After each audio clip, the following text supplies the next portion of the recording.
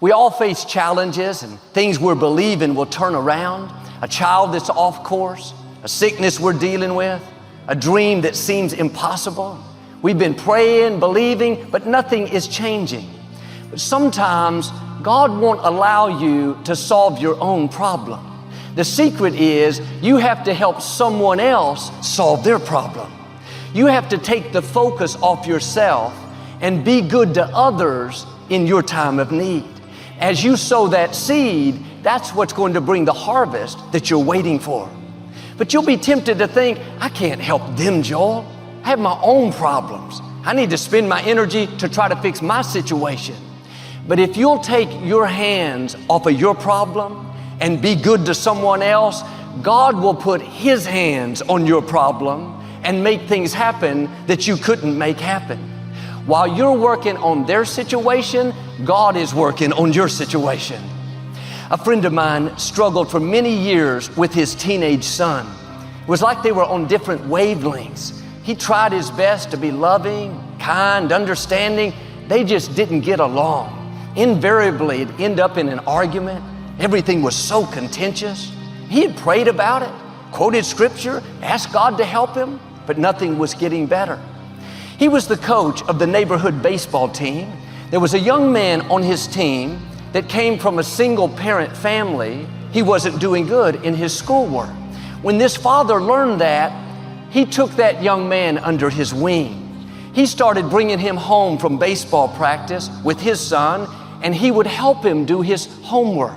He tutored him, mentored him, became a father figure in his life. And that young man looked up to him, admired him in a great way. About 6 months after this father started doing that, his relationship with his own son began to improve. They got closer, started doing things together. Today, they're the best of friends. You can't keep them apart. The secret to solving his problem wasn't in praying more, wasn't in working harder. It was in helping someone else solve their problem. The scripture says, when Job prayed for his friends, his healing quickly came. Don't you know how many times Job prayed for himself when he wasn't feeling well? God, please restore health back into me. God, please free me from this pain. And that's good. That's releasing your faith. I'm simply saying, don't stop there. Because there are times your breakthrough is connected to helping someone else get their breakthrough. Now, maybe you've been praying diligently, standing in faith so strong, but nothing is improving. Now it's time to go be a blessing. Look around. Where is a need you can meet? Go pray for that neighbor that's not feeling well. Go encourage that coworker that's struggling. Go help that friend accomplish their dream. As you're helping others, you may not be able to see it, but God is helping you. He's lining up the promotion, the breakthroughs, the healing. You can't sow a seed without reaping a harvest. When I was 10 years old, Lakewood was in an auditorium that held 1,000 people. The church was growing. We needed to expand the building. My father asked the congregation to be praying about what they could give toward it. There was a small Spanish-speaking church about 6 blocks down the road from Lakewood. They had started construction on a new building. It was an auditorium to hold 100 people. My father noticed that the construction had stopped. For several months, no one was working. He didn't know anyone there. He had never met the pastor. But one afternoon, leaving Lakewood, he pulled in and talked with some people. They told how they started construction but had complications. It was costing more than they thought. Now they had run out of funds and the building was just sitting there indefinitely. Well, my father was believing to raise the funds to expand Lakewood. We needed the finances, but he told the congregation instead of giving money for our building, he was going to take up an offering for their building. Lakewood gave the finances. It was enough to finish their auditorium. In the natural, it didn't make sense.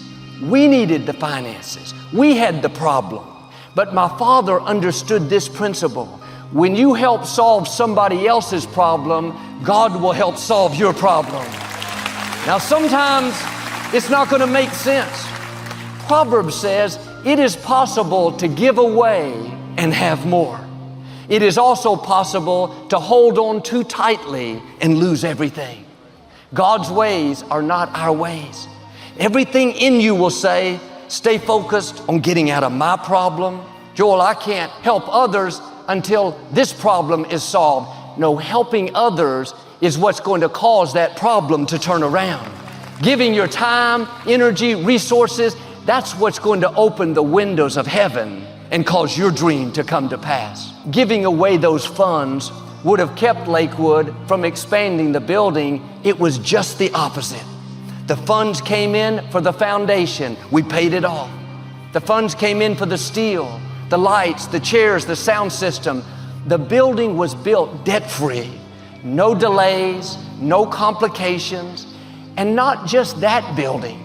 Over the years, my father built building after building, expansion after expansion. He paid cash every time. He never lacked resources, never lacked the funds. I believe it all started when he helped that Spanish church. He had a need, he had a problem. He didn't just pray about it. He didn't just believe. He helped solve someone else's problem.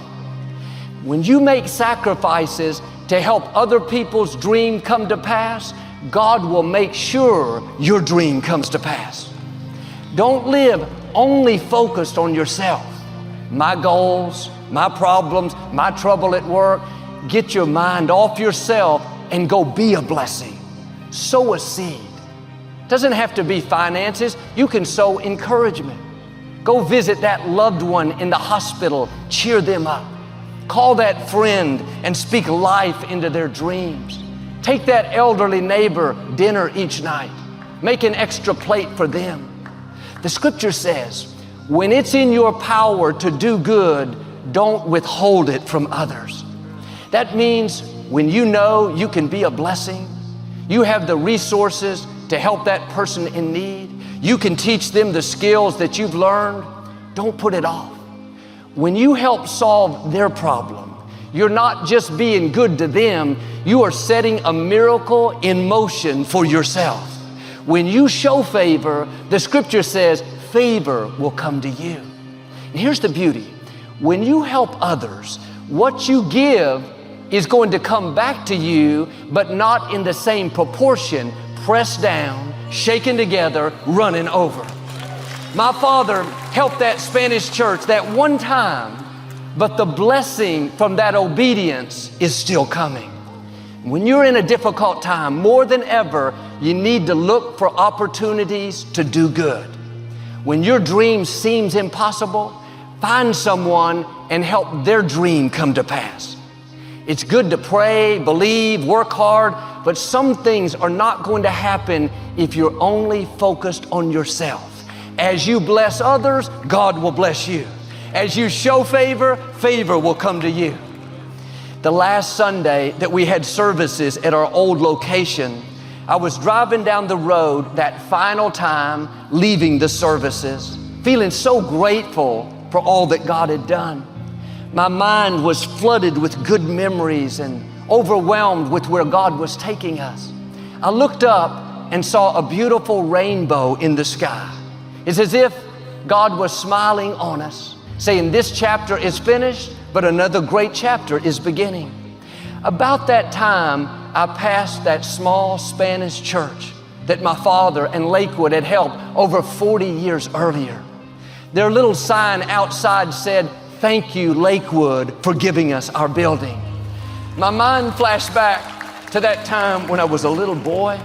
I wondered, would I be going to the Compact Center if my father had not helped them in their time of need? Would I be seeing the favor, the growth, the influence?